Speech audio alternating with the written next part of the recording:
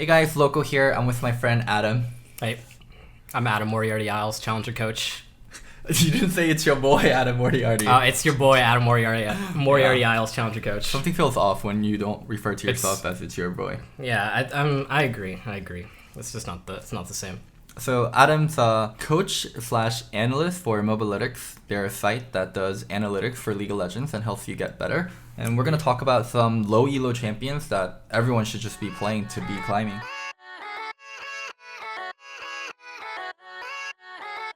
So let's start from top to bottom, but before we get to it, can you explain to us what separates a good low elo champion compared to a high elo champion? Right, so a good low elo champion most of the time is easy to execute. Basically, it removes mechanical mistakes so the champion can be more consistent. Right, so you want champions that tend to scale well on top of that and be able to team fight, because low elo games, they last longer because people aren't as strong as closing out or being as objective focused. So when you get a champion that can be easily executed, team fight well, and scale decently, then that's what's going to be really strong in low elo compared to high elo, where most of the time it's end quickly, high mechanical champions to make outplays because people are executing on a high level and they do end games quickly on a team-wide level. Mm-hmm. So it's better to play champions that have impact early because that's when games are going to be ending. So on average, Iron, Bronze, what's the one after Bronze? Silver? Yeah. Have longer game time than Plat, Diamond, Masters, Challenger. Right. So that kind of skill level bracket, normally they average around 29 to 32 minutes. Mm-hmm. To contrast that, Master Tier Plus averages around 26-minute games, which is really fast comparatively.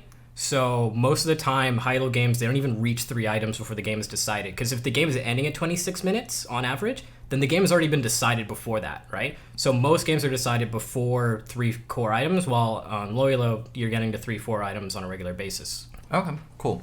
All right, so let's start from top lane. What is the top lane champions that you would recommend? So right now, obviously, Wukong is just the strongest top laner in general, both in low elo and high elo. But if we ignore the abomination that is Wukong, if you want a carry champion, Garen is statistically doing the best one.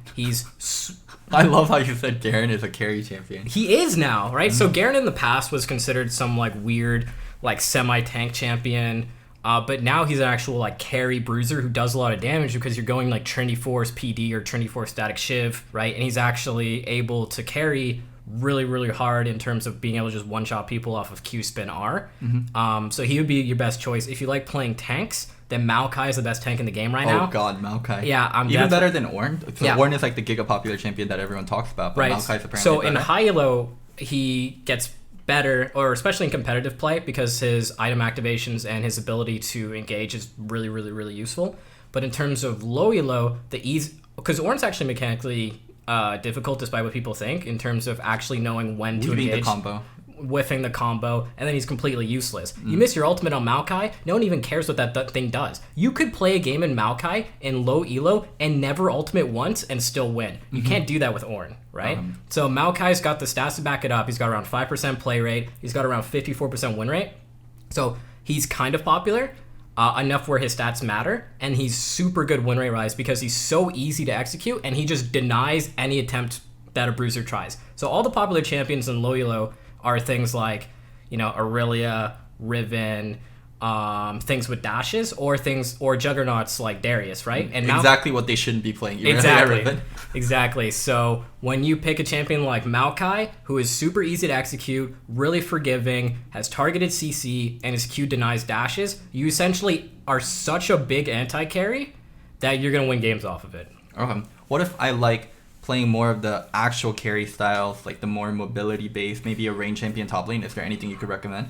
So range champions top laners right now in low elo, they're not doing as hot. Mm-hmm. In the past, Quinn would do okay. Is there at least a fun champion? Is Aurelia viable? So Aurelia is not super viable in low elo. In fact, she's got a 46% win rate. Mm-hmm. So definitely not that. In terms of fun, Darius is still doing really well. Mordekaiser is doing really well. The things that do the best in low elo and top lane are actually juggernauts. Okay, so those are the unfun champions in my opinion. Yeah. I think people like being able to dash around, deal high amounts of damage. Yeah, actually, I'm doing a lot of this from memory. If you could actually bring up the tier list for me. Sure. Yeah, so in terms of fun champions, you can play Kled, Fiora, range champions. Teemo's doing worse, Urgot's doing worse, so those are actually getting moved down.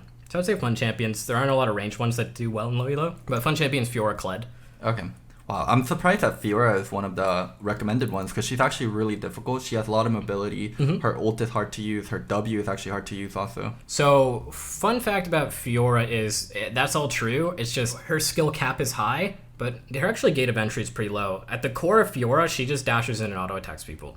So even if you mess up the W and mistime it, she's still gonna beat most champions just due to being able to do that more consistently. Okay. Why is Quinn up there at B tier? That's crazy in my opinion. It's very like similar to why Teemo wins in low elo. It's just a lot of people don't know how to deal with ranged champions, and she happens to beat bruisers. So there's a lot of champions like Darius or Renekton that are super, or Riven, who are all really popular, and Quinn just kind of wins lane against them, and that's normally enough. All right, let's move on to jungle. So I'm very curious what is recommended in jungle and low elo because jungle's a role that's actually incredibly hard to play. I would say jungle's one of the hardest roles to play along with mid lane. There's so much different decision making you can do and you have such big effects on the game. And also, if you're versus a better jungler than you, then you can get blown out. So yeah, what's the Mobalytics recommended junglers? So yeah, kind of not fun fact, but just a fact about that. The reason why jungle is so hard, it actually shows in the play rate. It's the least played role by a significant margin in low elo, even less than support right now. Obviously, years ago, before support got the millions of buffs that it did, support was, but now jungle's the least popular role, and it's because it's so unique and different, and also you get flamed a shit ton for playing it. The best junglers right now in low elo, obviously Master Yi has been there for years. That's just someone who, once he gets fed, he just 1v9s team fights because people aren't kiting properly, they're not landing CC properly, and he's just going to scale solo objectives and do his thing on his own. He doesn't really require a team. That's crazy because when I think like, maybe it's just high elo thinking, but Master Yi is one of the champions I hate seeing on my team. Yeah, even in low elo, you probably hate seeing Master Yi on your team because he's not going to gank for you, he's not going to provide any pressure. But the thing is games tend to last long enough and people make enough mistakes where they might even still die to Yi ganks, or they'll give up a dragon to him for free and he'll just solo objectives. And he gets items, and very similar to Katarina, one bad team fight and Yi just cleans up. Okay. That's really what it is. The best tank junglers are Zac and Mumu. Zac being just ridiculously tanky, good engage, not that hard to play. Mumu very similar. And Mumu can even be built AP, which is surprisingly good. Trundle is kind of on the lower end of S tier, and we might move him down soon. But he's just one of those champions that wins 1v1s versus bruisers and outscales tanks, so that's why he's up there. And again, the key part of being a jungler in low elo is easy to execute, healthy clear, that's not hard to do, able to solo objectives and win 1v1s, and then have decent team fighting. So if you look at a champion like Trundle, super easy clear, it's healthy, he can solo dragon, he can win 1v1, and his team fighting versus, all the people picking tanks is pretty good. Right?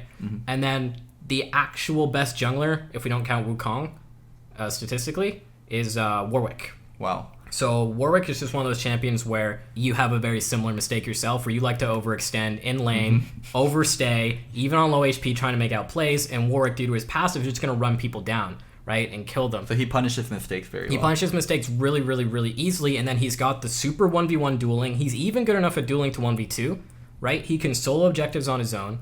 Right, and his ganks are pretty easy. He's got a lot of CC. So one of the other things that's really good in low elo is obviously just CC, because people aren't going to buy QSS versus Warwick. They're not going to be able to dodge his ultimate. Right, so that's the big thing for kind of junglers in low elo. One thing that sticks out to me, I don't think it really matters, but these are actually really cheap junglers. Like Warwick and Master Yi are both 450 IP from what I last remember. They're all 450. Yeah. Yeah, so Master Yi 450, Warwick 450, Mumu, is he 450 now? I think he is. He might be 450. I remember him being more expensive, but he might have dropped down in price. I think he's 450 now too. Well, I'm surprised you guys have Elise in A tier. So I'm also surprised too, because she doesn't have the standard characteristics that we were talking about. Her clear isn't that very easy. Good, yeah. She's very gank reliant too. She's also very gank reliant, and she has a bad late game. And what it comes down to is it just means that Elise is that strong in the early game. In the early game, in a meta where early game is kind of important because of the dragons, where it's mattering. Where in past metas where we didn't have the dragon system that we have now, she was really bad in low elo. Even Olaf on her new tier list is actually going to be moving to A tier as well, who has never been good in low elo because, I don't know if you agree with this, but I actually think he's the worst late game champion in all of League.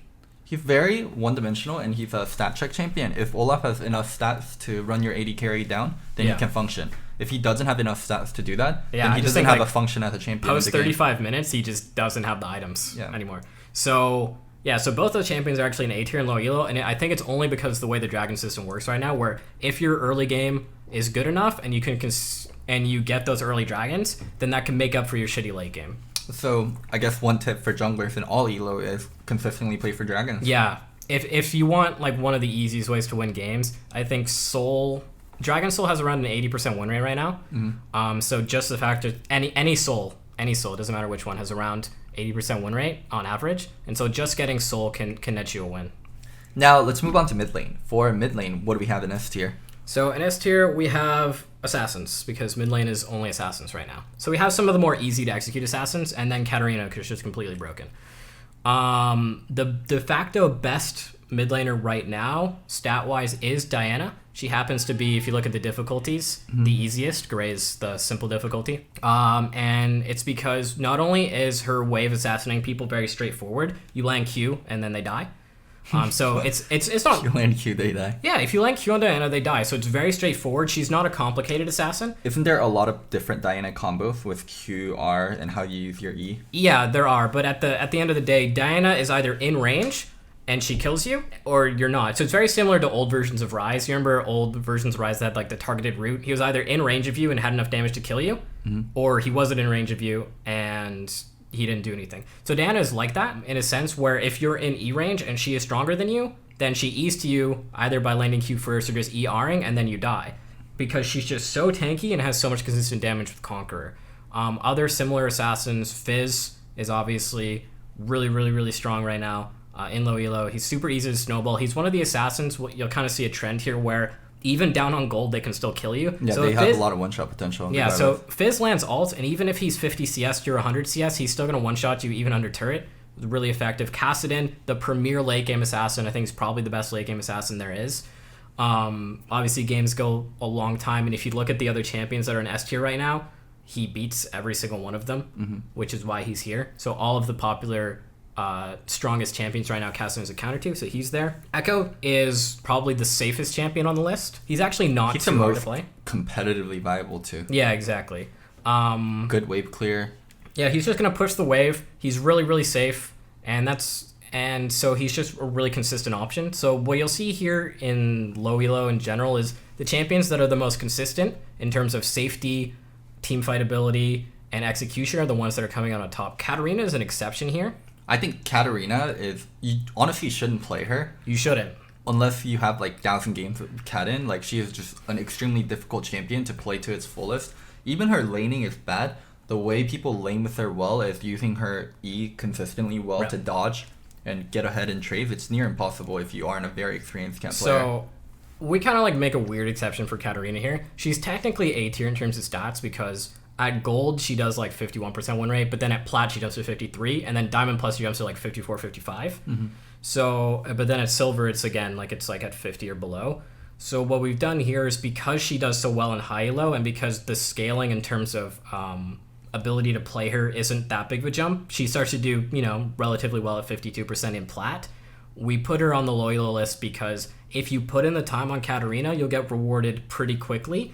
You don't have to wait until you're, if you're like silver or gold and you put in the time to Katarina to learn her, you don't have to wait until you're like diamond or whatever, or like master tier, like some other, assassin champions like Kiana or like Syndra who don't do well until you're like really good at them.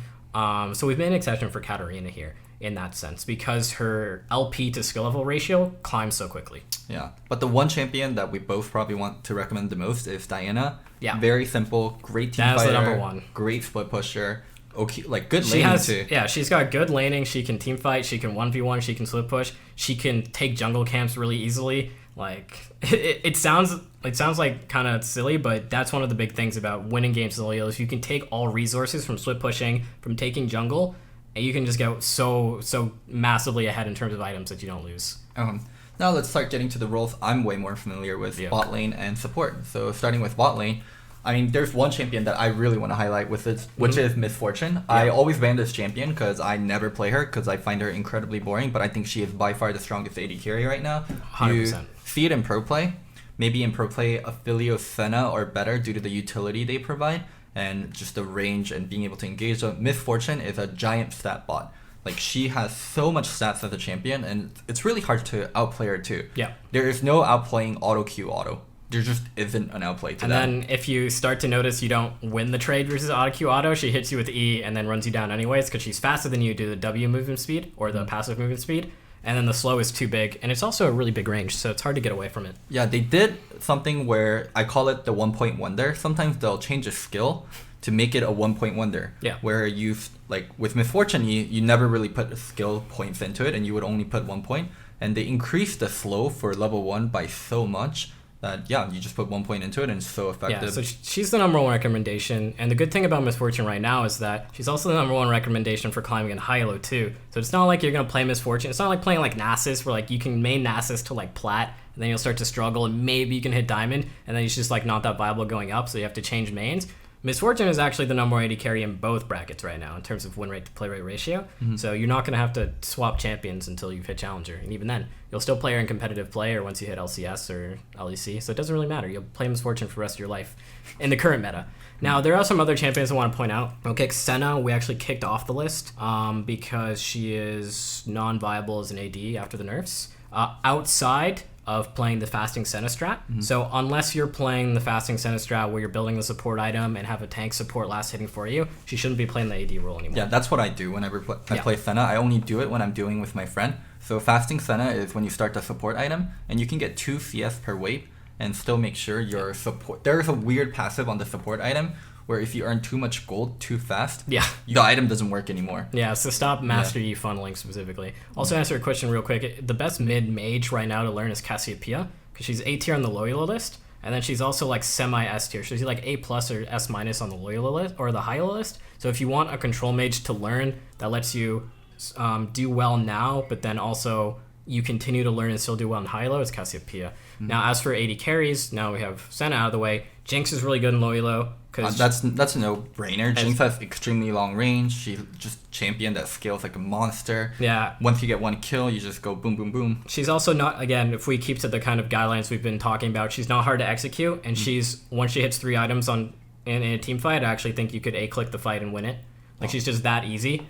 I'm surprised you guys have Jin up there. Jin's actually a very technical champion. So he's not a great scaler in my opinion. He's not. It's a little weird to me, but the stats don't lie on him. He's top 4 in terms of play rate. He's also top 4 in terms of win rate. And one of the things I think it is about Jin is the rapid fire Stormrazor combination made him a lot easier to execute, where even if you're not landing your ultimate, even if you're not landing your root, Jin is allowed to just walk up and auto attack people and slow them and then just run them down. And I think that's really what's made him more viable as a Loyola champion. It's the addition of Stormrazor to his build. And also the fact that, you're going Stormrazor, i.e. Rapid Fire, which is way more upfront burst than previous versions of Jin. Like, Jin was only strong in Loyola in previous versions when you had things like Lethality Jin, when, like, Duskblade used to slow on range auto attacks. Oh, man. Yeah, so, like, now that slow on ranged auto attacks has returned, Jin has become really strong in Loyola, despite not having particularly amazing scaling. Caitlyn, obviously, one of the safest ADs. Amazing laning, probably one of the best laning in the game. So if you can have, like, amazing laning phase where you can just bully people so hard, that works too. Ashe actually moved down to A, so we'll ignore her. Vayne might be one you might be a little surprised about. Yeah, she's a very hard-to-play champion. Yeah, so the thing about Vayne right now is, if we consider, again, the longer game times, what kind of champions are most popular in the meta right now? Well, mostly tanks and diving champions, right? Yeah. Bruisers, melee champions, divers, tanks, like all of these, despite what people kind of say, they are the most popular champions, and even assassins. So it's just 4 Vayne melees. is the best melee killer in the game. Exactly. Yeah. So because she's the best melee carry, and games last longer, and there's enchanters that are very popular right now, Yuumi, Janna, Nami, all pretty decent in low-elo, or even, just peeling supports for her. Once she hits the 2-3 item mark, she kind of autopilot and wins team fights, so that's pretty much what it is. Oh, cool. Now let's get to our final role, support. This is actually a role that I just hate, because it's incredibly boring. And, wow, I'm very surprised to see so much enchanters in S tier, because in competitive play, we're getting almost exclusively melee champions. Yeah, so here's the thing about enchanters. They're the easiest type of support to execute, and they're the ones that scale the best, which again have been our markers, right? So even if they lose lane, like if you lose lane to like a Nautilus who actually moved down to A, and we move Leona up, what happens is, if they don't end the game by like 30 minutes, then the Nami, Sona, or Janna, or Taric, right, are just going to do more in a team fight, and then they're just going to win. So it doesn't matter if like the Janna's like 0-8. If the Janna has a Vayne to buff up in a team fight, the Nautilus is going to do some, a random engage, because knowing how to engage is way harder than just knowing how to walk around and shield someone in a team fight, right? That's really what it comes down to. Is execution in a team fight on the end of the proactive supports is a lot more than the execution in team fights from the reactive supports, and they even scale better regardless, right? So you have champions like Nami. We moved Janna down, but Sona's there. Sona's actually the best scaling support in the game. I'm not sure if you agree with that, but in terms of just like level 16 Not Sona. Lulu? No, well, level 16 Sona, the ultimate CD. Yeah. Or when you get the CD direction on all your abilities, I think she might be. Okay. Lulu's up there too. Because I feel like Lulu just gives so much. Like Polymorph is so powerful, the ult is so powerful. Yeah, it's just the CDs on Sona are just so low, and when she gets a lot of AP too, she becomes really good. But one of those two, either way, she's the best. I think she's one of the best scaling supports in the game. She's also a counter to other enchanters. Yeah. So you have Nami, Janna, who moved down, and then Taric. Taric's a very unique champion right now, where in solo queue, where he's an enchanter who scales well in team fights, but he's also a melee champion that can peel and does well into other melee supports. Is he not boosted by the Master Yi Taric? No, because those stats actually get registered as him as a mid laner. Okay. Yeah, so it's separate from his support. So he's also got a really good combos in the meta right now. Taric Kalista, which isn't used in low elo as much, but even Taric Lucian is pretty good. But yeah, so Taric's like a nice counter to engage supports, and he's also an enchanter himself. Blitzcrank is up there. Wow, I'm so surprised. Yeah.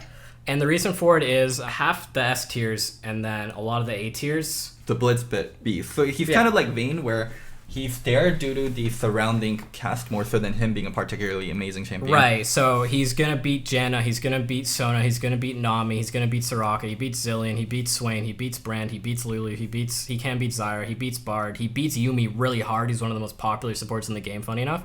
So it's really just, he's a product of the environment more so than his actual strength. Okay.